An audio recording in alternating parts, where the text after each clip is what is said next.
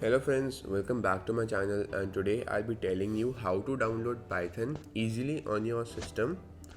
Basically, I would like to tell you that Python is an easy to learn language. It is quite easy when compared to other programming languages such as C or Java. So in order to download Python on your system, you need to go to your preferred browsing engine. In my case, it is Safari. You can also use Google if you are on Windows. Now, when you open your search engine, you need to type python.org in order to get to the website.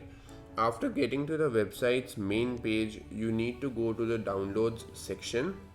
In the downloads section, you'll be able to see various versions of Python that you can easily download on your system.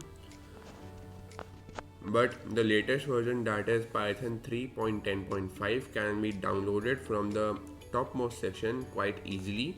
You can download the same version of Python for Windows, Linux, Mac, and other operating systems. Unlike MySQL, which has to be downloaded differently for different versions.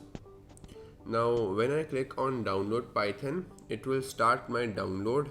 As you can see up here, it will take a little time to download the file in my system. As we can see that the file has already been downloaded, we will click on the file, which opens this pop-up window. You need to click on continue, then continue again. Now this is the license or the terms and conditions of the app, so you need to agree to them. Disagreeing is not an option in this case. Now if you have multiple disks, you can choose in which disk you want to store this Python application. In my case, I am only having a single disk connected to my computer right now, so I'll be downloading it in the Macintosh HD disk. Now you can see that the file is about 153.9 MB large. Then you can choose the disk according to it. I'll press continue. Now after pressing this install button, the Python files would be installed in my computer, but I would not be doing so because I have pre-installed the application in my laptop. uh, After downloading Python, you'll be able to see two icons which might look like this in your PC.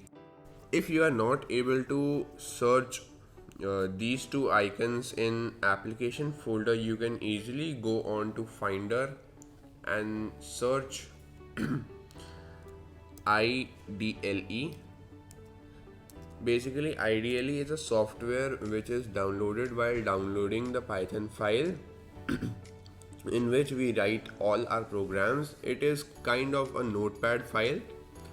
In my case, I have downloaded this IDLE, and I have also created a shortcut for the same. Hence, we are able to see two different icons in my Finder. You can click on IDLE and try to run some programs if you already know how to use Python. If you do not, I can help you with some programs. In this page, you can do certain arithmetic operations such as 3 plus 5. It will give us 8. And you can also type print hello world.